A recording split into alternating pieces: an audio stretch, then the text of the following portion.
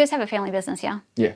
Who is it? Who's all involved in it? So my dad started it when he came here to New York. It was like 1991. Okay. And he worked for a guy who was an Italian guy. So Well, he came to New York. Yeah. From where? Egypt. Okay. Yeah, so we used to do refinishing, mostly just selling in Egypt. So they had like, we had a store in Egypt, really small one. We would sell antique furniture. Okay. And my dad had like a passion for it. So when he came here to New York, 1991, he was like, okay, let me go back to, what I know. Mm-hmm. So he worked for a guy, he was an Italian guy, and he taught him everything he knows about like refinishing, upholstery, just everything in the craft. And after a while, my dad's like spent 6 years there, and then he was like, okay, it's time for me to continue like make my own legacy. So he came to How many years? 6 years. 60. Yeah. 60. I'm like, wait a second. No, 6 years. Yeah, 6 years. So yeah, he came to DC and started a shop in Sterling. Why DC? I think the main reason was because it was stability and because of kids. Because the schooling system in New York at that time, I think he wanted to stay away from it. Okay. So he was like, let me go somewhere more stable and calm. Yeah. Yeah. So yeah, he came here and then he started it. And awesome. Actually, he was an apprentice to the Italian guy. So the guy actually came and helped him for about a few years, helped him start out the business. And then. So they had a good relationship. Yeah, very good relationship. Yeah, he looked up to him. Nice. Yeah.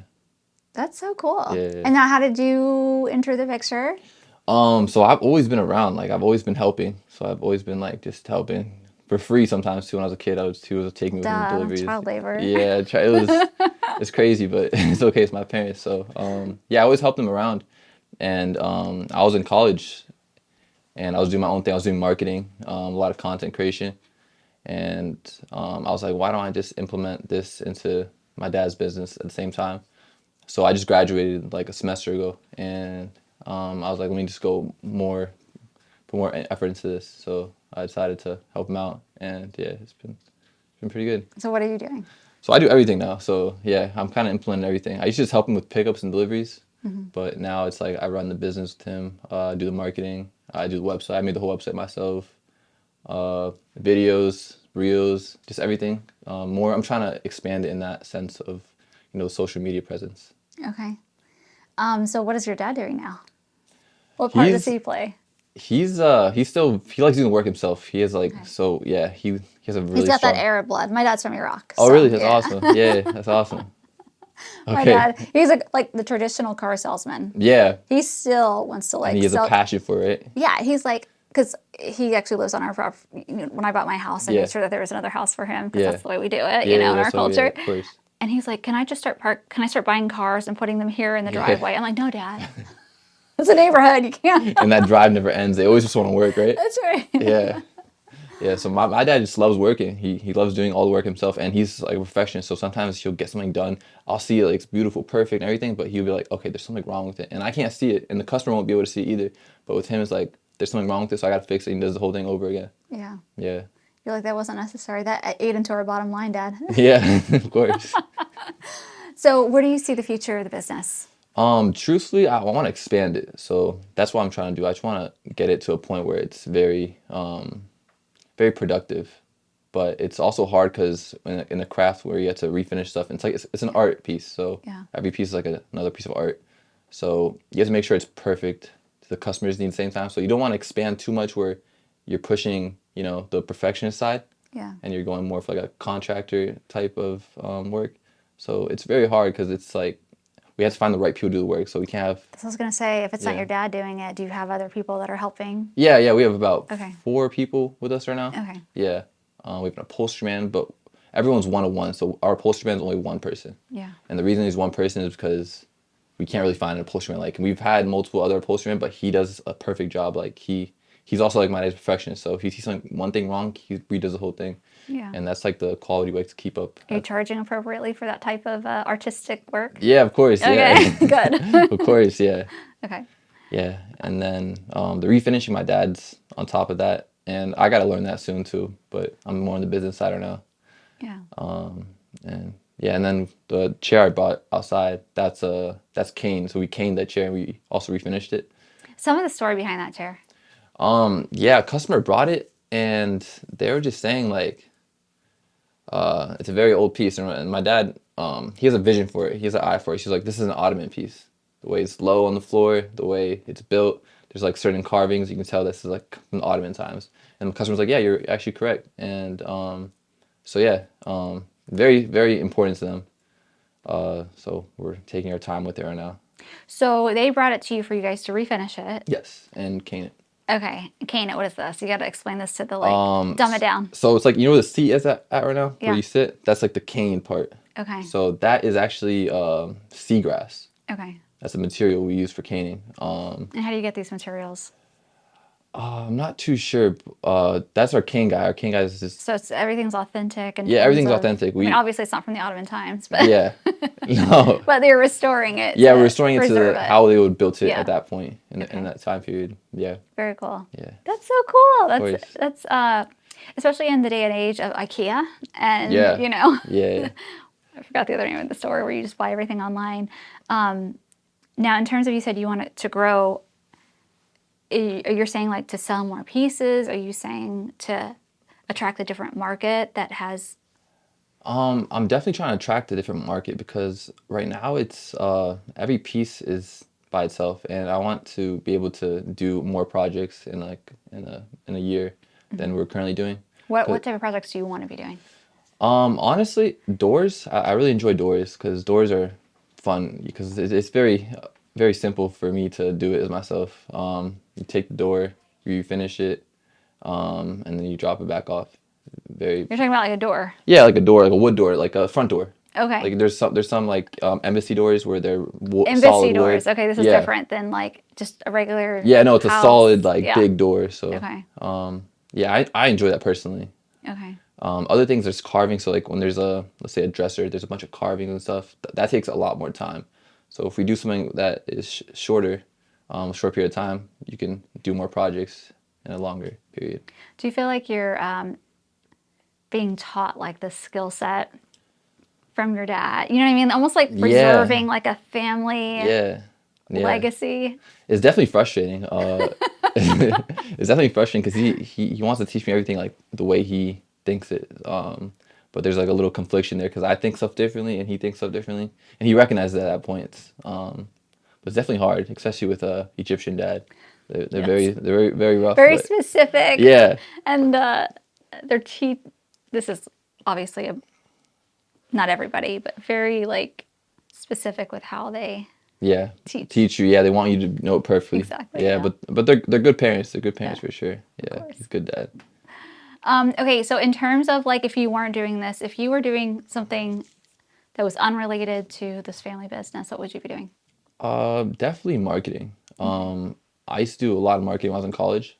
So we would do like even photography, content creation. We'd go to dentists in the area and we would do headshots, videos. We did a couple hookah lounges in the area. There's a lot of them. Yeah, I did a couple of them.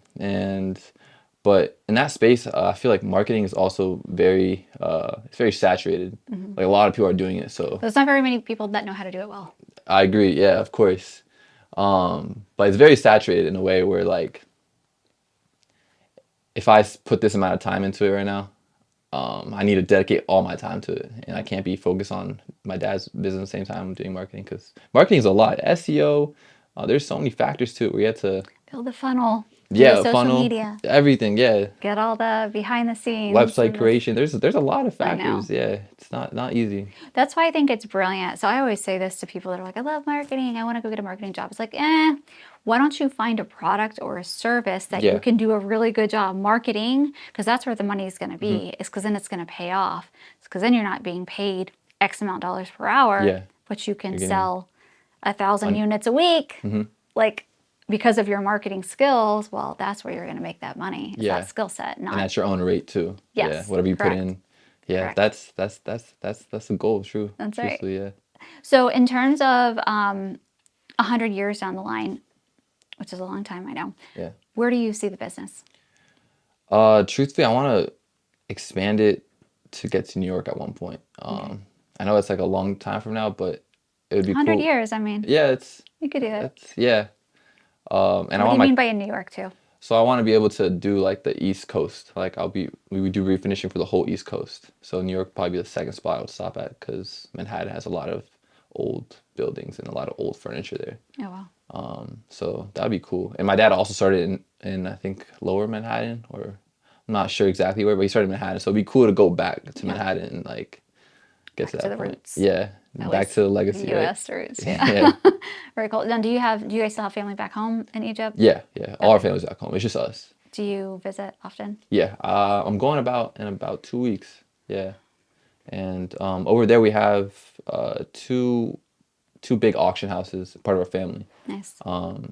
So they do auctions. They sell like antiques and stuff. Not refinishing, but it's just mostly selling. And we used to sell, and I think before 2008, we sell a lot of furniture.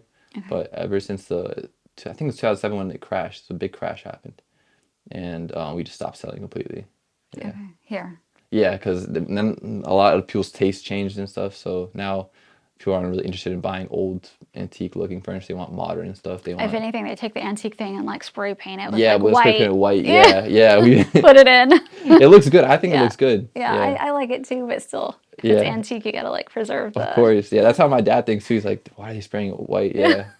We get a lot of them now. We get a lot of jobs where we're just making it white or blue sometimes. Yeah. Yeah. That's crazy. Yeah. But if that's what the client wants. Of course, yes. In terms of like who you are as a person, what do you do on your free time? On my free time, I love to work out. I like to play soccer. And I love to learn. So I read a lot of books. What type of books? Business books mostly. So you're a nerd like me. Yeah, no, it's fun. Like my brother has a bunch of books. I just come and steal, read a few pages, and then go back to my room. Is your brother older? Yeah, he's 30. Okay. Yeah. Does he help with the business at all? Yeah, he used to help a lot more. Yeah, okay. He used to do a lot. But he's in Egypt right now. He's taking a little break and like figuring stuff out. Yeah, we all need to do that sometimes. Yeah, he's enjoying it for real. But I believe he did everything before me. Like he's the one who designed the website for me. Okay. And I kind of he kind of inspired me to do more. So I'm kind of in a way competing with him. Yeah. I'm like, I'm trying to outdo you. You stayed this period of time with Dad. I'm gonna stay this period of time. Let's see who can do more. Double it. Yeah. So I'm trying to double it. That's the truth. Healthy competition. Yeah. That's why our parents have so many kids that way. Yeah. There's always somebody there to help. Yeah. My dad's always throwing around. He's like, your brother did this, by the way. Okay. Now I'm like more aggressive. So yeah. A little manipulative, but I like it. Yeah. That's the Arab mentality, right? That's right. Keep us on our toes. Yeah. In terms of, do you see yourself with the business at least for a while? Yeah. My dad's planning to retire soon, so I don't want it to go to waste. That's a big thing because I've seen him put countless hours into it. I remember like going to soccer games. I know my dad can't come because he's working and he has to provide. So I've seen him go through a lot of stuff. A lot of downfalls, so I'm like he's been through a lot, and for that to go to waste, it's not fair. I feel like, and also I can implement what I want to do with it at the same time, implement what he wants to do with it. So that would be cool. That's like the dream. What are some of those biggest tribulations that you saw him go through? Definitely 2008, because 2008 was a big crash. If we didn't have the refinishing business alive, it would have been very hard for us. Yeah. But the refinishing business kept us because it's like a service, so people kept asking for the service, and people need pieces to be fixed all the time. So the service that never stops, right? Yeah. But with furniture, people sometimes don't want to buy your product, right? So it's like every product has its time period, and then people don't want it anymore. They want a new product. They want the more modern looking product. They want the cheaper looking product and like made in China, so it's a lot cheaper. Yeah. Whatever's on trend. Yeah, whatever's on trend. Yeah. So. Have you guys thought about creating your own like lookbook? Lookbook as in like our own furniture and stuff? Mm-hmm. I know everything's a one-of-a-kind piece. Yeah. No. But so that you're kind of saying, well, this is what the trends are. Yeah. I'm trying that right now. We just got a guy that makes tables. He makes really good tables. He's from Egypt also. Mm-hmm. But he does a wonderful job. And we're trying right now to make handmade pieces. So if a customer wants a handmade piece, anything like a stand, a stool, a chair, a table, we can make that. And my plan right now is to see if he can make us a table and see how much it's going to cost us to make that table, and then see if I can sell on Amazon, just see if I can really expand it. And if it works, then I'll get more. Isn't Amazon a beast, though, to like work with? Yeah, but they'll sell a lot of units. They sell a lot of units, but Yeah. Yeah, it's hard to the price margins, right? Yeah. Yeah. And then the shipping. The shipping, yeah. I think Amazon has a fulfillment service where you can ship it to them. Give them and then Yeah, they and then handle all of they it. order. You get an order, they ship it out for you. Yeah, no, that would make it That's a little bit easier at least. a lot easier, yeah, of course. Yeah, I think Amazon now has like service, like you could be a service. That's something that A service. Yeah, they have service providers on Amazon now. So like as a photographer, you could list yourself as a Amazon photographer, and then they can and then you can get contact. Yeah, exactly. And then like as a furniture refinisher, that's another thing. Like home services are big on there. Wow, I didn't know that. I don't know if it's a good idea to do it. That's awesome. Yeah, I mean, the more channels, the better, right? That's right. Yeah. Wow, I didn't know that. What are the differences between Egypt and the U.S.? A Culture lot. and business. Culture-wise, people there are definitely a lot different. People here tend to be more honest. In Egypt, when someone tells you something, like let's say you're buying a piece of furniture from them, you gotta bargain with them. I mean, here you're not really bargaining. You're like, okay, someone's buying the furniture. That's it. The price is this. But Egypt, it's a lot of talking, a lot of background ideas and stuff in people's heads. So you can't really understand someone in Egypt. It's really hard unless you're born there. Two different cultures completely. Yeah. In terms of like, what do you mean by background? With background, so let's say I'm selling a piece to someone. They won't tell you what they're thinking. So and they can have a manipulation game. Yeah, they can have a huge manipulation game, and they can have a completely different idea in their head, and you have no idea what they're like. They can be asking, "Oh, I want to buy this from you," but in their idea, they're trying to get the price for the piece. You know what I'm saying? They're trying to sell the piece you have. So it's a lot of that. It's a lot of. They're just trying to go and like undercut you, and they're gonna open up shop right next door. And it's not in a bad way. It's in a good way. It's a very friendly way. They know how to talk. It's you want to realize it. But yeah, it's completely different. It's funny because I definitely noticed that is a culture difference in terms of like, we don't get it anymore. But at the beginning of when we started our business, a lot of our Middle Eastern, because people would know that I'm Middle Eastern, and so we would give them a price for something, and they're like, "Is it really?" Like Middle Eastern clients, of course, they're bargaining, yes. right? Yeah. And so I never lived more than, I would visit for 3 months or so, but I never like lived in the Middle East. And so I'd go and complain to my dad. I'm like, I told them the price is this, and they're trying to come in at like 50% of what I told them. Like, what the heck is wrong with these people? And Dad's like, that's the way we do it. Like, it's a strategy, right? It's It's a big strategy. I'm like, but I don't budge. I end up saying like, please leave. Yeah, because I guess we were born here, so we just see it differently. Yeah. Yeah. Whereas, in terms of culture, how are things different? Not related to business. Culture. Did you live in Egypt for a while? Yeah, I go about every summer. Okay. And maybe 2 times a year. Okay. But culture-wise, everyone, culture-wise in Egypt, I'm trying to remember. Sorry. There's like different spots. Different spots have different cultures in Egypt. What part of Egypt are you from? Alexandria. Okay. Yeah. Yeah, because Cairo is different than Alexandria. Yeah, Cairo's a lot different. Yeah.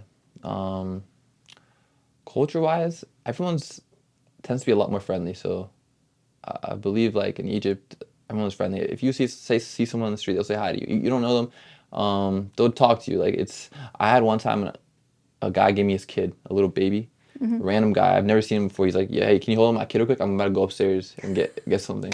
I was shocked. I was like, what's happening? How old were you? I was like 19. I had a little baby in my hand for like 10 minutes. And you're like, oh my God, I can't break it. Yeah, but you can't do that here. Like people would be scared to do that here. Yeah. Call the police on you if you ask them to hold their child. Yeah. You think, oh, this guy's trying to leave this kid with me. Yeah. Yeah. Well, it's true. Even just about talking to people, like, not that I've just always been like, hey, hi, how are you? Like to random strangers. And I think it's also because I was from Indiana and people just knew each other, like in the town that I grew up in. And then when I came out here to Northern Virginia, not saying that people aren't friendly, they are friendly. Yeah. But when you're like, hi, how are you? Yeah. People look at you like, oh, girl's off her meds, like. Yeah. But I'm just trying to like. Yeah, I realize that a lot, right? In this area, it's a lot different, right? I've heard New York is worse though. Yeah. I don't know why is that? I think it's a culture thing. I think that we were talking about like not trusting people, whereas like, I think if you go into a situation you don't trust the other person, then you're thinking, what's their intentions? Why are they saying hi to me? Yeah. Are they like You try to figure them out, right? Like, Exactly. Yeah, like that's not normal. Someone to say hi. Correct. Even though it should be a normal thing, I feel like just being friendly with people. We should start that trend. Yeah, we should, right? Yeah. Say hi more. Say hi to every single person you see Every today. single person. Just to kind of wrap it up, what's one piece of advice that if you had a megaphone and you could speak to the entire world, what would that advice be?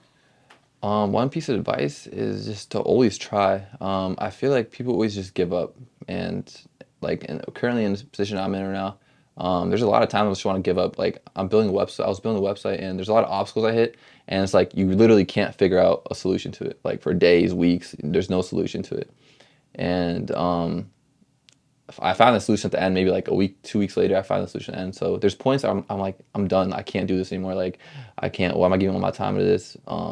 But at the end, like if you give up, then all your work's for no reason. Yeah. So it's always important just to keep on going no it. matter what. Yeah, and then reap the rewards at the end. I love that. Yeah. Awesome advice. Where are you building on? What's that? What platform are you building on? Oh, the website? Right now, so it's my brother's. My brother built the original website, so it was on Wix. So I'm currently still on Wix. Okay. But I want to take it to a completely different service where it's more of not a subscription-based service. Okay. Yeah. Okay. And so I use Show It, which I love. So. Yeah. But it's subscription-based. Yeah, it's subscription-based, yes. Yeah. Smarter to have your own Yeah, so you don't have to be attached to anything. Correct. Yeah. Yeah, awesome. Thank you so much for coming in. I can't wait to get some pictures of that. What is it called? The chair? Just Ottoman-inspired? Yeah, Ottoman-inspired chair. Yeah. I Good should enough. call my dad and ask him. Yeah, I'm sure there's an official name he'll for tell it. you the official name, yeah. Thanks so much for coming in and being on the Thanks show. for having me, yeah.